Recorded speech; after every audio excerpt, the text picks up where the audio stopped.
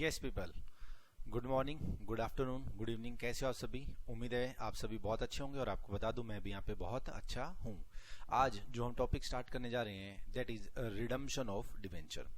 इस टॉपिक के अंदर हमें 4 पॉइंट कवर करने हैं। First is type of debenture, second is method of redemption of debenture, third is adequacy of DRR debenture redemption reserve, कैसे बनता है, क्यों बनता है, कितना बनाना कंपलसरी है, और liability of companies to create DRR, companies की क्या क्या जो है ना लायबिलिटीज रहेंगी DRR के regarding. It means according to companies act 2013 क्या क्या रिक्वायरमेंट है कंपनी को जो DRRI से रिलेटेड करनी पड़ेंगी और इससे रिलेटेड हमें क्या सीखनी पड़ेंगी कुछ एंट्रीज।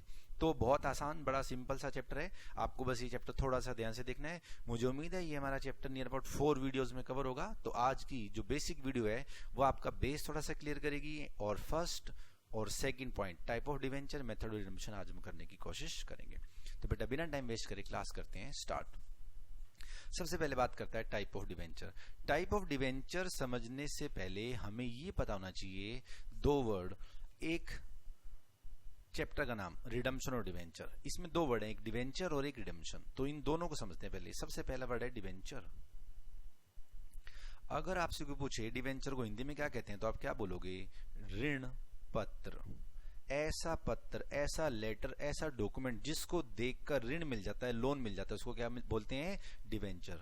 सर अभी अभी आपने एक वर्ड बोला लोन, हाँ, तो लोन और डिवेंचर में भी कोई फर्क होता है क्या? हाँ, तो आपको मालूम होना चाहिए लोन और डिवेंचर में क्या फर्क होता है। फर्क समझने से पहले एक बेसिक बात बता देता हूं, इसके अंदर सिमिलरिटीज क्या है। लोन अगर कंपनी लेती है तो इस लोन के अगेंस्ट कंपनी को इंटरेस्ट क्या करना पड़ेगा? Pay according to terms of loan. और इस लोन की नियर अबाउट नियर फ्यूचर में क्या करनी पड़ेगी? रीपेमेंट। थोड़े दिनों बाद मुझे ये लोन वापस देना पड़ेगा। सेम काम डिवेंचर के साथ। अगर कंपनी डिवेंचर इशू करती है तो जब तक कंपनी डिवेंचर का यूज करती है, जब तक इस डिवेंचर के बदले में कंपनी को क्या पे करना पड़ेगा? इंटरेस्ट पे करना पड़ेगा। और कुछ समय बाद ये डिवेंचर की पेमेंट करनी पड़ेगी। और जब हम डिवेंचर की दोबारा से वापस पेमेंट करते हैं तो उसको क्या बोलते हैं? Redemption of debenture. ठीक, लोन वापस करते हैं तो उसको बोलते हैं रीपेमेंट ऑफ लोन। और डिवेंचर का पैसा अगर डिवेंचर होल्डर को वापस दे दिया जाए कंपनी के द्वारा तो उसको क्या बोलते हैं? Redemption of debenture. तो ये तो हमारे चैप्टर का नाम, उसके 2 वर्ड, एक रिडम्पशन एक डिवेंचर, ये हमने समझा, इसकी सिमिलरिटीज समझी। अब बात ये आती है कि लोन और डिवेंचर में डिफरेंस क्या है। बड़ा आसान सा पॉइंट है बेटा। लोन किसी भी एक पर्सन से लिया जाता है। फॉर एग्जाम्पल कंपनी है जी हमारे पास एक, इस कंपनी को बिजनेस करने के लिए 10 लाख रुपए की रिक्वायरमेंट है। तो ये कंपनी बैंक के पास जाती है और बैंक को कहती है प्लीज ये 10 लाख रुपए मुझे उधार दे दो, 10 लाख रुपए का मुझे क्या दे दो? लोन। बैंक कहता है नो इश्यू एट ऑल, आप लोन लीजिए और 12% पर एनम का मुझे क्या दीजिए? इंटरेस्ट, और मैं लोन आपको देने के लिए तैयार हूं 5 ईयर्स के लिए। It means company first, second, third, fourth और 5th ईयर इस लोन के ऊपर इंटरेस्ट पे करती रहेगी और 5th ईयर के एंड में इस लोन की भी कंपनी वापस रीपेमेंट कर देगी, लोन वापस कर देगी। तो लोन तो हो गया ये सिंपल सा।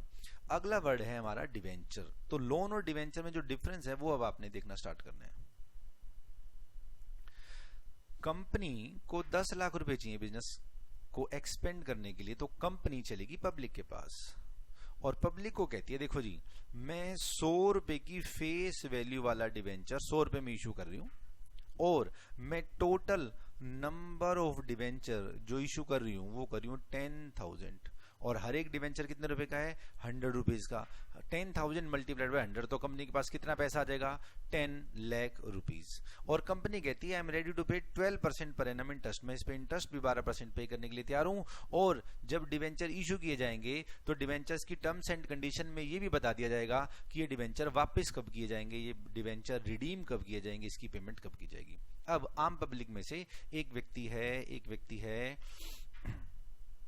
DH1, एक व्यक्ति है DH2, एक व्यक्ति है DH3। DH1 ने क्या करा? 100 रुपीज के 500 डिवेंचर परचेज कर लिए। DH2 ने क्या किया? 100 रुपीज के 700 डिवेंचर परचेज कर लिए। DH3 ने क्या करा? 100 रुपीज की फेस वैल्यू वाले 800 डिवेंचर क्या कर लिए? परचेज। इट मींस ये जो 10 लाख रुपए कंपनी के पास आ रहे हैं ये है तो एक तरह का लोन, लेकिन ये लोन किसी एक पर्सन से नहीं आया, डिफरेंट पर्सन से आए हैं। DH1 ने कंपनी को कितने पैसे दिए, 500 multiplied by 100 that is called 50,000।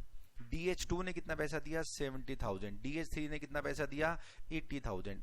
भाई सिंपल सी बात है, जो व्यक्ति कंपनी में जितना पैसा इन्वेस्ट करना चाहता है उसके हिसाब से अपने डिवेंचर वो परचेज कर लेगा। कोई 10,000, कोई 50,000, कोई 70,000, कोई 80,000, कोई 90,000। इट मीन्स कंपनी के पास जो ये 10 लाख रुपए हैं ये एक पर्सन नहीं, डिफरेंट पर्सन से आई हैं। बेसिकली बस यही फर्क है। और नॉर्मली लोन और डिवेंचर दोनों कंपनी के लिए क्या रहती हैं, लायबिलिटी। दोनों पे इंटरेस्ट पे करना पड़ता है, दोनों का पैसा कभी ना कभी वापस देना पड़ता है। लोन देने वाला बेसिकली एक ही पर्सन होता है और डिवेंचर तो बहुत सारे व्यक्ति खरीदते हैं, और जो व्यक्ति डिवेंचर कंपनी का खरीदता है वो क्या कहलाता है, डिवेंचर होल्डर। ठीक है जी, अभी तक तो हमने इस चैप्टर के नाम को बड़े अच्छे से समझ लिया, रिडम्पशन ऑफ डिवेंचर। तो इसका सबसे पहला टॉपिक है टाइप ऑफ डिवेंचर। ये थ्योरी का टॉपिक है, पेपर में आने के चांसेस बहुत कम रहते हैं। मैं आपको इसको फटाफट से करा देता हूं बेटा।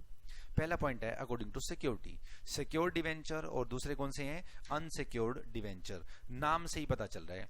अगर डिवेंचर इशू करते वक्त, देखिए अभी हमने जैसे इस लोन की बात की थी, तो क्या ऐसा हो सकता है कि बैंक लोन देने से पहले गए इस लोन के अगेंस्ट कोई चीज गिरवी रखवाओ, तो कंपनी ने अपनी लैंड गिरवी रखवा दी, तो ये लोन कौन सा कहलाएगा, सिक्योर्ड लोन। सेम बात यहां पर है, जब कंपनी डिवेंचर इशू करी है तो डिवेंचर होल्डर कह रहा है भैया हम डिवेंचर जब खरीदेंगे जब तुम कोई चीज गिरवी रखवाओगे। तो डिवेंचर्स के बदले में कंपनी अगर अपनी कोई एसेट फॉर एग्जांपल मशीन गिरवी रखवा देगी तो ये डिवेंचर कौन से कहलाएंगे, सिक्योर्ड डिवेंचर। हमने क्या एग्जांपल लिया, कंपनी ने अपनी मशीन डिवेंचर्स के अगेंस्ट गिरवी रखवा दी, तो ये मशीन अगर ये मशीन डिवेंचर होल्डर बिकवा सकते हैं अगर कंपनी ने डिवेंचर होल्डर के इंटरेस्ट या डिवेंचर होल्डर के जो नॉर्मल अमाउंट था रिडम्पशन के समय जो पे करना था उसकी पेमेंट अगर कंपनी नहीं करती है, किसी भी टर्म्स एंड कंडीशन का वायलेशन करती है, तो डिवेंचर होल्डर इस मशीन को बिकवा कर अपना पैसा पूरा कर सकते हैं। और इस मशीन को बिकवाने से अगर डिवेंचर होल्डर्स का पैसा पूरा रिकवर नहीं होता, तो जितना पैसा रिकवर नहीं होता वो फिर अनसिक्योर्ड डिवेंचर की तरह ट्रीट हो जाएगा और नॉर्मल क्रेडिटर्स की तरह उसकी पेमेंट कंपनी को करनी पड़ेगी। दूसरे हैं कन्वर्टेबिलिटी के according, first is convertible and second is non convertible. अगर फ्यूचर में डिवेंचर इक्विटी शेयर में कन्वर्ट हो सकते हैं तो कौन से कहलाएंगे, कन्वर्टेबल, अदरवाइज क्या कहलाएंगे, नॉन कन्वर्टेबल। जिसकी फ्यूचर में पेमेंट करनी है रिडीमेबल, जिसकी फ्यूचर पेमेंट नहीं करनी रिडीमेबल। ये हो गया अकॉर्डिंग टू परमानेंस। नेक्स्ट है बेटा according to negotiability, registered and bearer. Registered और बियरर में थोड़ा सा फर्क है, वो भी समझने की कोशिश करें। मेरा नाम है मनोज, मैंने डिवेंचर परचेज करे और मैं कंपनी का क्या बन गया, डिवेंचर होल्डर। अगर इस डिवेंचर के ऊपर मेरा नाम लिखा हो और ये डिवेंचर मैंने रजिस्टर्ड करा लिया तो ये रजिस्टर्ड डिवेंचर कहलाएगा। अगर मैं इस डिवेंचर को सेल करना चाहता हूं मोहन को, तो मुझे सेल परचेज डीड बनानी पड़ेगी, उसको भी सेल करना पड़ेगा, कंपनी के पास जाके उसको फीस जमा करानी पड़ेगी और कंपनी को बताना पड़ेगा कि मैंने अपना डिवेंचर मोहन को सेल आउट कर दिया, आज से मैं नहीं मोहन कौन बन गया, डिवेंचर होल्डर। अगर ऐसा है तो ये रजिस्टर्ड डिवेंचर है। और अगर ऐसे डिवेंचर इशू किए गए हैं कि जो भी डिवेंचर होल्डर है वो फ्रीली ट्रांसफर उसको कर सकता है, तो वो हो जाएंगे बियरर। इसको सिंपल भाषा में बोला जाएगा, अगर मनोज मोहन को डिवेंचर बेचना चाहेगा तो उसको कोई लीगल डॉक्यूमेंटेशन पूरी नहीं करनी पड़ेगी। वो सिंपल एक कागज का टुकड़ा जो डिवेंचर है वो मोहन को ट्रांसफर कर देगा। जिसके पास वो कागज का टुकड़ा होगा वही उसका मालिक माना जाएगा, उसको बोला जाता है बियरर इंस्ट्रूमेंट। इससे ज्यादा थ्योरी नेगोशिएबल इंस्ट्रूमेंट एक्ट में आपने कभी न कभी पढ़ी होगी, हमारे एग्जाम के लिए ज्यादा इसकी रिक्वायरमेंट नहीं है। ये मैंने थ्योरी बेटा आपको थोड़ी सी करा दी। इन सब के बाद मेन क्लास हमारी स्टार्ट होती है, that is method of redemption debenture. और इसमें सबसे पहला है बाय पेमेंट इन लमसम। क्या है, बाय पेमेंट इन लमसम। इसको थोड़ा सा ध्यान से समझें। कंपनी ने 10 लाख रुपीज के डिवेंचर इशू करे, हमारा एग्जांपल सेम रहेगा और इसका रेट ऑफ इंटरेस्ट रहेगा 12% per annum. Year 1, year 2, year 3, year 4, year 5, year 1, 2, 3, 4, 5। Company ने यहां पर 10 लाख रुपीज के डिवेंचर इशू करे, तो कंपनी की जेब में कितना पैसा आ गया, कैश आ गया 10 लाख रुपीज। अब कंपनी 5 इयर्स तक क्या करेगी, इस 10 लाख रुपीज पे 12% पर एनम के हिसाब से इंटरेस्ट पे करेगी। तो कंपनी फर्स्ट ईयर में इंटरेस्ट कितना पे करेगी, 1,20,000, ये कंपनी की जेब से जाएगा। सेकेंड ईयर भी कंपनी 1.2 लाख रुपीज का इंटरेस्ट, थर्ड ईयर में भी 1.2 लाख रुपीज का इंटरेस्ट, फोर्थ ईयर में भी 1.2 लाख रुपीज का इंटरेस्ट और फिफ्थ ईयर में भी 1.2 लाख रुपीज का इंटरेस्ट पे करेगी। तो ये मैंने यहाँ पे माइनस लगाई, इट मींस ये कंपनी सारा पैसा क्या कर रही है, पे कर रही है। इंटरेस्ट के रूप में। सर ये 1.2 लाख कहां से है? बड़ा आसान है, 10 लाख रुपीज की डिवेंचर है, 12% उसका पर एनम इंटरेस्ट है, तो 10 लाख का 12% हो जाएगा 1,20,000 रुपीज पर ईयर। तो इसको मैंने लिख दिया 1.2 लाख। अब कंपनी ने जब ये डिवेंचर इशू किए थे तो कहा था कि मैं इसको 5 साल के बाद, आफ्टर 5 ईयर्स में इसको क्या कर दूंगी? रिडीम। तो 5th ईयर के एंड में कंपनी को ये वाले 10 लाख रुपए भी क्या करने पड़ेंगे?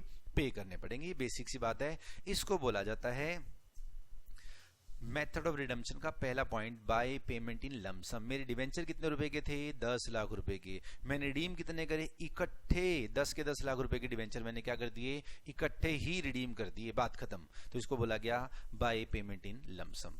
अगर आपको ये पेमेंट इन लमसम समझ में आ गया तो अब दूसरी चर्चा करते हैं, by payment in instalments. By payment in instalment हम अपना फिगर वही रखेंगे।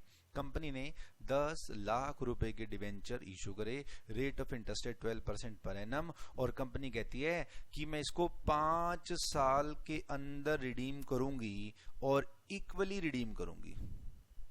कैसे रिडीम करूंगी? इक्वली। समझें जरा कैसे।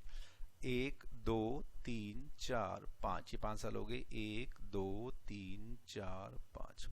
कंपनी ने पहले साल के पहले दिन 10 लाख रुपए के डिवेंचर इशू करे, तो कंपनी की जेब में कैश कितना पैसा आ गया? 10 लाख रुपए। अब पहले साल के एंड में इस 10 लाख रुपए के ऊपर 12% के हिसाब से 1.2 लाख रुपीज का इंटरेस्ट कंपनी पे करेगी। ठीक है सर। लेकिन कंपनी ने कहा कि मैं 5 साल में इसको इक्वली इंस्टॉलमेंट के हिसाब से क्या कर दूंगी? रिडीम। अगर हम 10 लाख रुपए को 5 इक्वल इंस्टॉलमेंट में रिडीम करें तो हर एक इंस्टॉलमेंट कितने रुपए की होगी? 2 लाख रुपए की। अब समझने की करें बेटा कोशिश। 10 लाख रुपीज में से 2 लाख रुपीज की रिडम्पशन मैंने फर्स्ट ईयर के एंड में करी है, तो फर्स्ट ईयर में 10 लाख पे इंटरेस्ट लगेगा। अब 10 लाख में से जब हमने 2 लाख के इंटरेस्ट डिवेंचर की पेमेंट ही कर दी, तो दूसरे साल जो इंटरेस्ट लगेगा वो 8 लाख पे लगेगा 12%। कितना लगेगा जी? 8 लाख रुपए के ऊपर लगेगा 12%। ये हो गया आपका 96,000। मुझे उम्मीद है बात आपको समझ में आ गई होगी। सेकेंड ईयर के एंड में कंपनी इंटरेस्ट के रूप में 96,000 रुपीज की पेमेंट करेगी और 2 लाख रुपए के डिवेंचर की पेमेंट करेगी। अब इस 8 लाख में से 2 लाख के डिवेंचर की पेमेंट कर दी, तो थर्ड ईयर में डिवेंचर कितने रुपए के बच गए? 6 लाख रुपीज के। अब जो कंपनी ब्याज पे करेगी वो 6 लाख रुपीज पे आएगा, ये आएगा 72,000 और 2 लाख रुपए के डिवेंचर की पेमेंट कर दी जाएगी। बाकी बच जाएंगे फिर 4 लाख रुपए की डिवेंचर। अब 4 लाख रुपए के ऊपर 48,000 रुपए का ब्याज लगेगा, 2 लाख रुपए की डिवेंचर की पेमेंट कर दी जाएगी। अब 2 लाख रुपए की डिवेंचर बच गए, इसके ऊपर 12% के हिसाब से 24,000 रुपए का इंटरेस्ट पे किया जाएगा और 2 लाख रुपए की पेमेंट फिर कर दी जाएगी। तो ये चीज आपको बड़े ध्यान से देखनी है। यहां पर each and every year interest का जो अमाउंट था वो इक्वल था। रीजन क्या था? 5 साल तक कंपनी ने डिवेंचर की रीपेमेंट करी ही नहीं, सिर्फ 5 साल तक ब्याज ब्याज ब्याज और ब्याज ब्याज कंपनी पे करती रही और 5 साल के एंड में इकट्ठे 10 लाख रुपए पे कर दिए गए। लेकिन सेकंड सिचुएशन में कंपनी ने ऐसा नहीं किया। कंपनी ने कितने रुपए की डिवेंचर इशू करे? 10 लाख रुपीज के। फर्स्ट ईयर के एंड में कितने रुपए की रिडम्पशन करी? 2 लाख रुपए की। सेकंड ईयर के एंड में फिर 2 लाख रुपए, थर्ड ईयर के एंड में फिर 2 लाख रुपए, फोर्थ ईयर के एंड में फिर 2 लाख रुपए और फिफ्थ ईयर के एंड में फिर 2 लाख रुपए की हमने रीपेमेंट डिवेंचर की रिडम्पशन कर दी। ऐसा करने से हुआ क्या?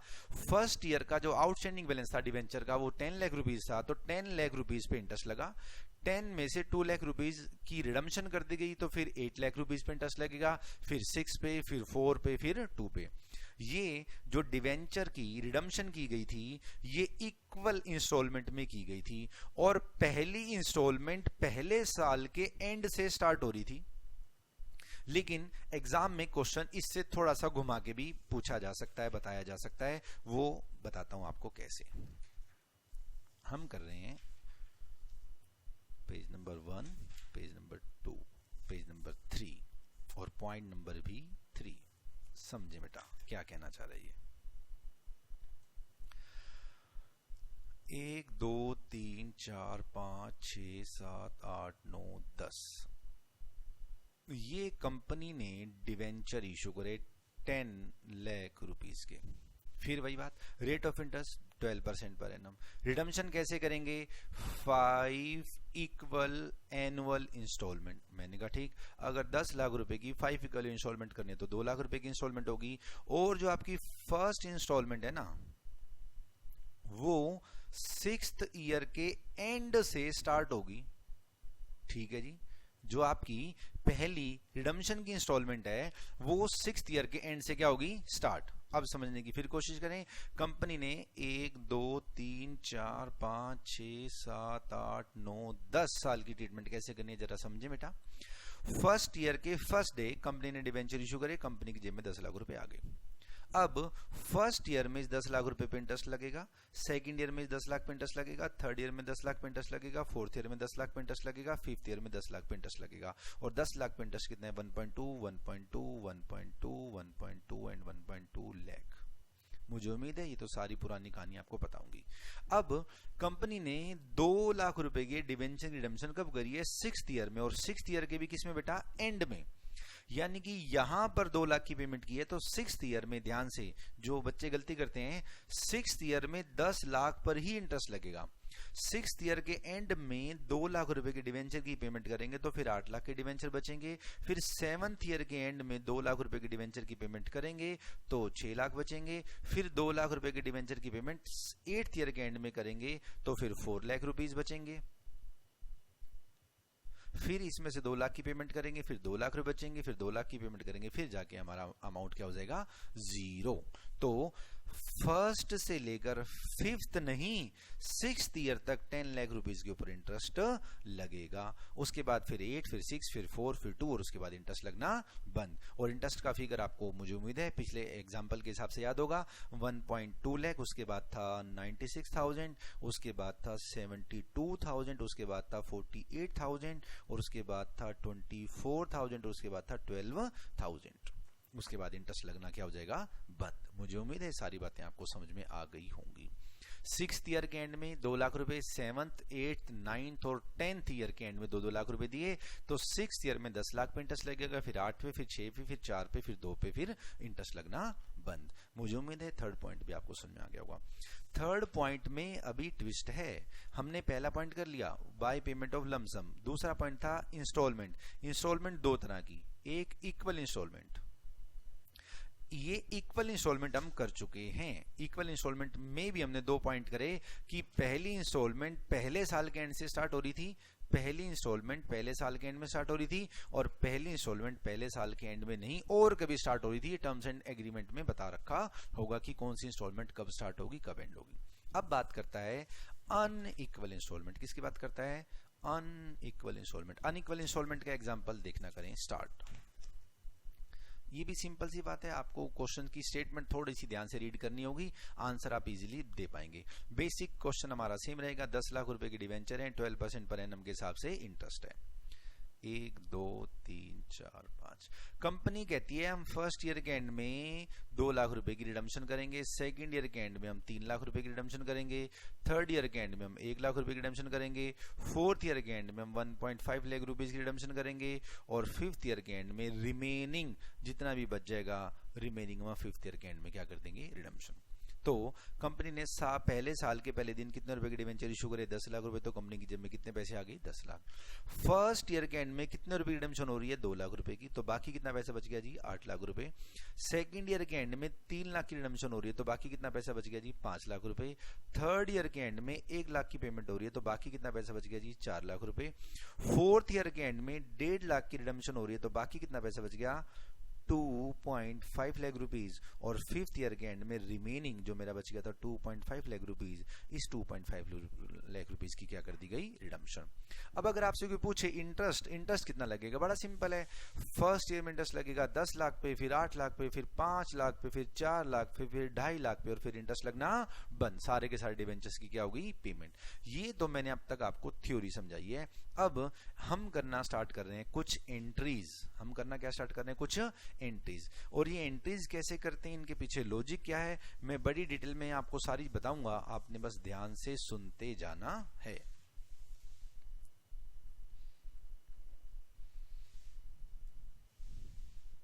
समझे, बड़ी सिंपल सी बात समझे। कंपनी ने फॉर एग्जांपल डिबेंचर इशू करे 3,31,000 रुपए के, 3,31,000 रुपीज, ठीक है जी। और ये डिबेंचर कंपनी ने 3 साल के लिए इशू करे। इट मींस इस 3,31,000 की पेमेंट रिडम्पशन कब करनी पड़ेगी? After 3 years. ये पहले साल का पहला दिन, 1 साल, 2 साल, 3 साल, 1 साल, 2 साल, 3 साल। अब आज कंपनी ने 3,31,000 रुपीज के डिबेंचर इशू कर दिए और 3 साल बाद इसकी रिडम्पशन करनी है, तो इसका मतलब 3 साल बाद कंपनी के पास कितना पैसा होना चाहिए रिडम्पशन करने के लिए? 3,31,000। अब समस्या क्या है, क्या तीसरे साल के एंड पे कहीं से जादू होगा और मेरे पास 3,31,000 आ जाएंगे? नहीं, अचानक से तो पैसे आएंगे नहीं। तो इस पैसे का कंपनी को प्रबंध करके रखना पड़ेगा। और कंजर्वेटिज्म का प्रिंसिपल भी कहता है कि फ्यूचर में होने वाली एक्सपेंडिचर, फ्यूचर में होने वाली लॉसेस का कुछ आज जुगाड़ कर लो, नहीं तो अचानक से 3,31,000, 3,31,000 की पेमेंट करना बहुत मुश्किल हो जाएगा कंपनी के पॉइंट ऑफ व्यू से अगर हम सोचें तो कंपनी ने दिमाग लगाना स्टार्ट करा। कंपनी कहती है चलो एक काम करते हैं, फर्स्ट ईयर के एंड में जो हमने प्रॉफिट कमाया है, इस प्रॉफिट में से कुछ पैसा जोड़ के रख लेते हैं, रिजर्व में रख लेते हैं। ठीक है जी। मैंने कहा कितने पैसे? कंपनी कह रही है चलो अंदाजे से 1 लाख रुपए हमने रिजर्व में रख लिया। मैंने कंपनी से पूछा भाई इस रिजर्व का करोगे क्या? तो कंपनी कह रही है भाई इस 1 लाख रुपए का इस्तेमाल हम थर्ड ईयर के एंड में डिबेंचर की रिडम्पशन के लिए करेंगे। मैंने कहा ये पैसा तो आपके पास फर्स्ट ईयर के एंड में आ गया। कंपनी कह रही है हाँ। मैंने कहा इसकी पेमेंट कब करनी है? कह रहे हैं थर्ड ईयर के एंड में। मैंने कहा तो क्या 2 साल तक इस पैसे को अपने पास रखोगे तुम? अगर कंपनी इस 1 लाख रुपए को अपने पास रखती है तो इस 1 लाख रुपए का fuller utilisation of available resources, एक आपने वर्ड सुना होगा, वो नहीं हो पाएगा। भाई मैं अपनी जेब में 1 लाख रुपए लेके घूमता रहूं 2 साल तक, तो क्या उस 1 लाख रुपए का बेटर यूज हो पा रहा है? नहीं हो पा रहा। तो मैंने कहा कंपनी भाई तुम ऐसा करो, इस पैसे को कहीं इन्वेस्ट कर दो, इस पैसे को कहीं क्या कर दो? इन्वेस्ट। कंपनी कहती है उससे क्या होगा? मैंने कहा इस पे इन्वेस्ट करोगे तो आपको इस पे क्या मिलेगा? इंटरेस्ट मिलेगा। फॉर एग्जांपल इस पे इंटरेस्ट मिल जाता है हमें 10% पर एनम। कितना इंटरेस्ट मिल जाता है? 10% पर एनम। मेरा पहला क्वेश्चन, क्या हमें फर्स्ट ईयर में इंटरेस्ट मिलेगा? Answer is big no. कारण क्या है? प्रॉफिट एंड लॉस अकाउंट किस दिन बनाते हैं? ईयर एंड पे। हमें प्रॉफिट का पता कब चलता है? ईयर एंड पे। प्रॉफिट में से जो हमने रिजर्व रखा है वो भी हमने कहां रखा हुआ? ईयर एंड में। इस 1 लाख रुपए को इन्वेस्ट करने भी हम कब गए होंगे? फर्स्ट ईयर के एंड में। तो फर्स्ट ईयर इंटरेस्ट थोड़ी मिलेगा, इंटरेस्ट तो फिर सेकंड ईयर से स्टार्ट होगा।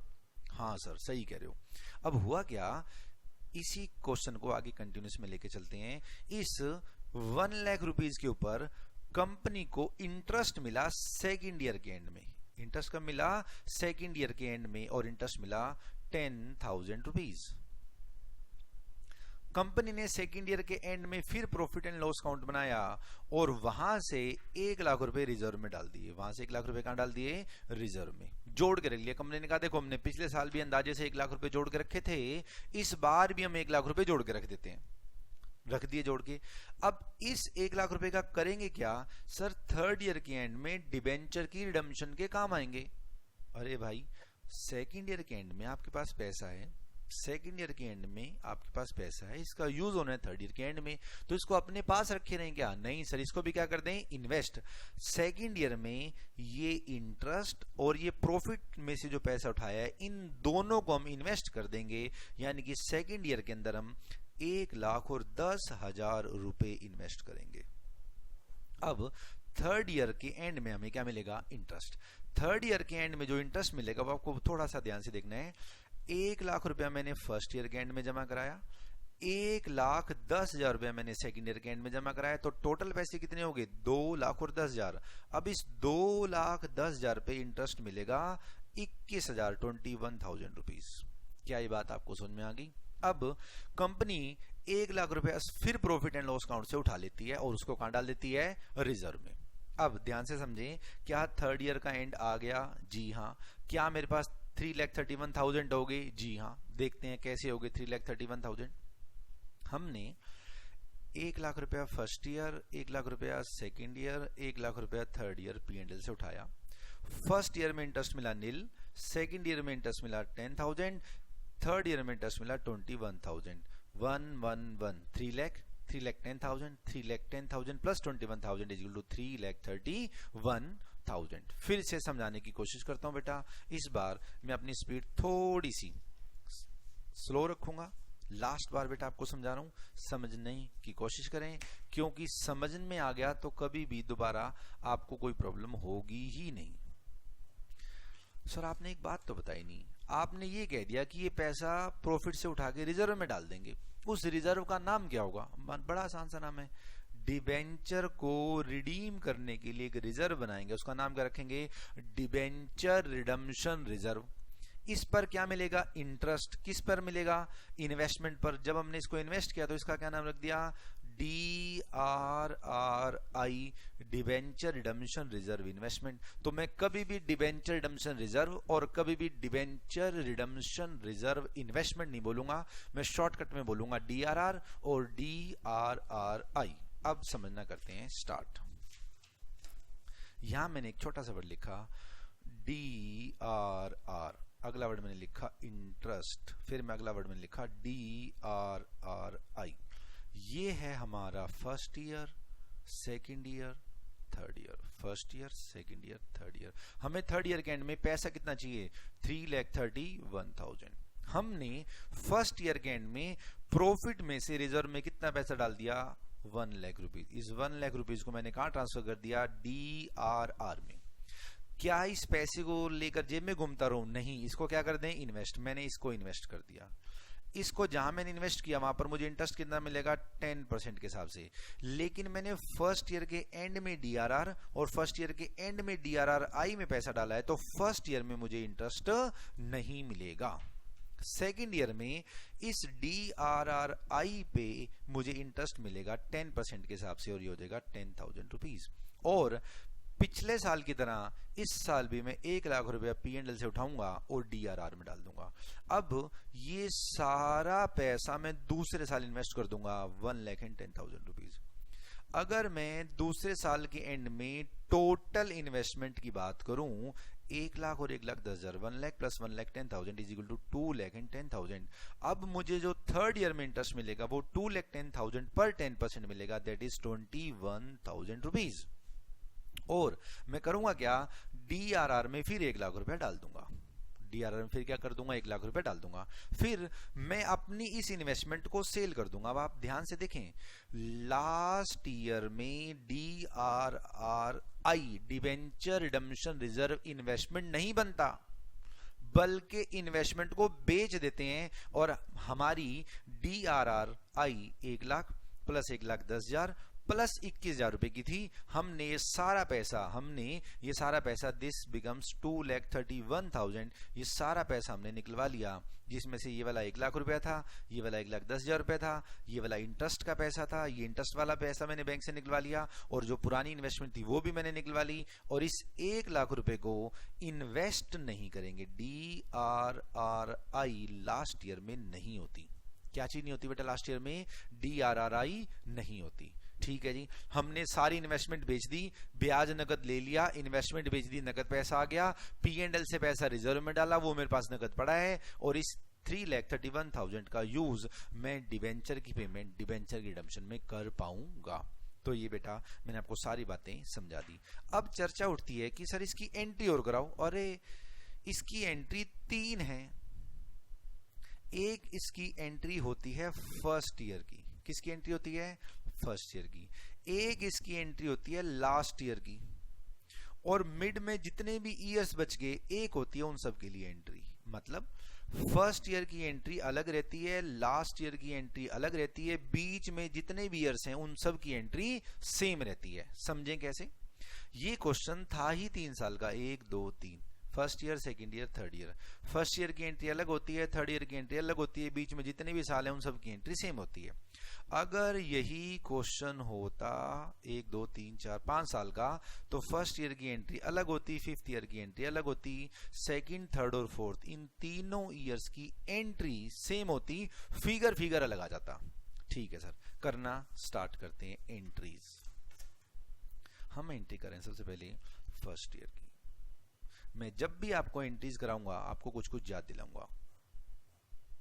फर्स्ट ईयर के एंड में हमने क्या करा, 1 लाख रुपया DRR में डाल दिया। DRR में डालने के बाद हमने इसको इन्वेस्ट कर दिया 1 लाख रुपए को, और फर्स्ट ईयर के एंड में क्या हमें कोई इंटरेस्ट मिला, आंसर इज नो। तो हमें दो एंट्री करनी है, एक DRR में पैसा डालने की और एक DRRI परचेज करने की। DRR में पैसा कहां से डाला था, प्रॉफिट एंड लॉस अकाउंट से। तो हम क्या जनरल एंट्री करेंगे, profit and loss account debit to DRR, debenture redemption reserve. First year के एंड में हमने 1 लाख रुपया प्रॉफिट से उठाए और कहां डाल दिए, DRR में। अब इस पैसे को मैं अपनी जेब में लेके थोड़ी घूमूंगा, इस पैसे को कहीं ना कहीं क्या कर देंगे, इन्वेस्ट। मैंने इसको बैंक में इन्वेस्ट कर दिया, DRRI, debenture redemption reserve investment account debit to, और मेरी जेब से पैसे चलेंगे नगद बैंक 1 लाख रुपया। फर्स्ट ईयर में इंटरेस्ट नहीं मिलता, ये फर्स्ट ईयर की एंट्री होगी। अब बारी करते हैं, बारी आती है अब सेकंड ईयर की।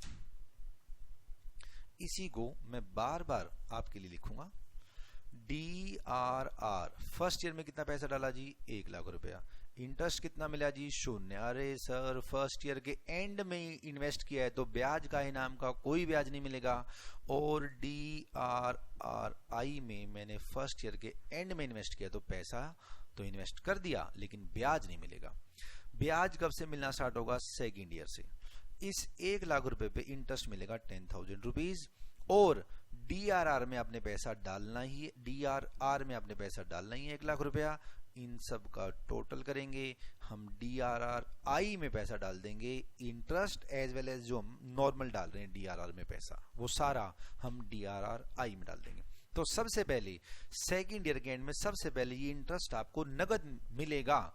क्या एंट्री करेंगे आप, बैंक अकाउंट डेबिट, आपको इंटरेस्ट मिला, नगद मिला, bank account debit to interest on DRRI।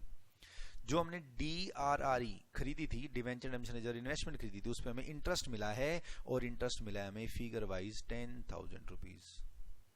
इस इंटरेस्ट का क्या करेंगे, इस इंटरेस्ट को DRR में ट्रांसफर कर देंगे। तो क्या एंट्री की जाएगी, interest on DRRI debit to DRR। इस पैसे को हमने DRR में ट्रांसफर कर दिया। ठीक सर, इंटरेस्ट मिला, हमने इंटरेस्ट को हाथ ही नहीं लगाया, सीधा DRR में क्या कर दिया, ट्रांसफर। उसके बाद नॉर्मल 1 लाख रुपए जो हम हर साल P&L में से डालते थे वो भी डालेंगे। उसकी क्या एंट्री करी जाएगी, profit and loss account debit to DRR 1 lakh रुपया। अब मेरे पास टोटल कितने पैसे हो गए, 1 लाख और 10,000, इसको इन्वेस्ट कर दो। तो क्या एंट्री करोगे, DRRI debenture redemption reserve investment account debit to bank. मैंने एक नई इन्वेस्टमेंट और परचेज कर ली 1 लाख और 10,000 रुपए की। और ये 1 लाख 10,000 कहां से है मैं बता देता हूं। 1 लाख हम नॉर्मल हर साल P&L में से डालते हैं, और 10,000 रुपए पिछले साल जो डाले थे उसका इस साल जो इंटरेस्ट मिला है 10% के हिसाब से वो है। तो सेकंड ईयर में सबसे पहले क्या मिला, इंटरेस्ट। इस इंटरेस्ट का क्या करा, DRR में ट्रांसफर करा। फिर क्या किया, P&L से पैसा उठाया, कहां ट्रांसफर कर दिया, DRR। और ये जो दोनों DRR थे ये DRRI में ट्रांसफर कर दिए। 10,000 रुपीज का इंटरेस्ट नगद मिला, इसको DRR में ट्रांसफर कर दिया। हर साल जो 1 लाख डालते थे DRR में वो डाल दिए। अब इन दोनों का टोटल इन्वेस्ट कर दिया। लास्ट ईयर में होता क्या है, इन्वेस्टमेंट नहीं करते बल्कि इन्वेस्टमेंट को बेचते हैं। ठीक है जी, बेच देंगे, कोई दिक्कत नहीं है। मैं बार बार बेटा आपके लिए क्वेश्चन करूंगा, आपने घबराना है ही नहीं। फिर से देखते हैं, DRR interest, DRRI first year के एंड में हमने DRR में कितना पैसा डाला, 1 लाख रुपया। DRRI में कितना पैसा डाला, 1 लाख रुपया। इंटरेस्ट कितना मिलेगा, नहीं मिलेगा। इस 1 लाख पर अगले साल 10,000 रुपये का इंटरेस्ट मिलेगा। DRR में कितना पैसा डालेंगे, 1 लाख रुपया प्लस ये वाले 10,000 रुपये, दोनों DRR में डालकर इन्वेस्ट कर देंगे 1 लाख और 10,000 रुपया। टोटल इन्वेस्टमेंट हो जाएगी 1 lakh plus 1 lakh 10,000, this is 2 lakh और 10,000, और इस 2 लाख 10,000 पे इंटरेस्ट मिलेगा आपकी बारी 21,000। DRR में कितना पैसा डालेंगे, 1 लाख। अब क्योंकि थर्ड ईयर लास्ट ईयर है, मैं इस पैसे को इन्वेस्ट नहीं करूंगा बल्कि पुरानी इन्वेस्टमेंट को सेल कर दूंगा, बल्कि DRRI को क्या कर देंगे, सेल करने से क्या आ जाएगा, कैश। इस कैश से क्या करेंगे, डिवेंचर की रीपेमेंट जिसको बोलते हैं रिडम्पशन। ठीक है जी। अब थर्ड ईयर की बात करते हैं। क्या हमें 21,000 रुपीज इंटरेस्ट मिला, यस इंटरेस्ट मिला, तो क्या एंट्री करेंगे, bank account debit to interest on DRRI and this comes to 21,000। 21,000 रुपए का हमें क्या मिला, इंटरेस्ट। इस इंटरेस्ट का क्या करें सर, DRR में ट्रांसफर कर दो। Interest on DRRI debit to DRR, हमने इसको फिर DRR में क्या कर दिया, ट्रांसफर। हर साल P&L से कितना पैसा निकाल रहे थे, 1 लाख, तो हमने क्या एंट्री करी, profit and loss account debit to DRR 1 lakh. Sir हमने दूसरे साल ये वाला ब्याज और ये वाला पैसा दोनों का टोटल इन्वेस्ट कर दिया था, तो इस बार भी इन्वेस्ट कर देंगे। नहीं बेटा नहीं, इस बार इन्वेस्ट नहीं करना। उसका कारण क्या है, ये आखिरी साल है। अगर क्वेश्चन 5 साल का होता तो दूसरे तीसरे चौथे इन सभी साल की जो एंट्री है वो सेम होती, फर्स्ट और लास्ट वाले ईयर की एंट्री अलग अलग होती हैं। तो हमने जो क्वेश्चन लिया था वो 3 साल का लिया था, तो पहले साल की अलग एंट्री, दूसरे साल की अलग एंट्री, तीसरे साल की अलग एंट्री। थर्ड ईयर में लास्ट ईयर है, मैं इस पैसे को इन्वेस्ट नहीं करूंगा बल्कि पुरानी इन्वेस्टमेंट को बेच दूंगा। बेच दो सर पुरानी इन्वेस्टमेंट को बेचते हैं। अगर मैं यहां तक आपके लिए DRRI अकाउंट बनाना स्टार्ट करूं, क्या बनाना स्टार्ट करूं, DRRI अकाउंट अगर मैं आपके लिए बनाना स्टार्ट करूं, मैं बेटा इसको शॉर्टकट में बनाऊंगा तो आप ध्यान से बस देखते रहना। हमने फर्स्ट ईयर में क्या एंट्री करी थी, ये लीजिए DRRI account debit to bank. First year के एंड में हमने कितना पैसा डाल दिया जी, 1 लाख रुपया, ये डाल दिया। अब बारी आई सेकंड ईयर की, बारी किसकी आई, सेकंड ईयर की। सेकंड ईयर में हमने कितना पैसा डाला था, 1 लाख और 10,000 रुपया। सेकंड ईयर में हमने कितना पैसा डाला था जी, 1 लाख और 10,000, और ये इसकी entry DRRI debit to bank 1 lakh और 10,000 रुपया। 1 लाख और 1 लाख 10,000 रुपये, टोटल कितने पैसे हो गए जी, 2 लाख और 10,000 रुपये। ठीक है जी। हमने फॉर एग्जांपल इसको बेच भी दिया 2 लाख और 10,000 रुपये में।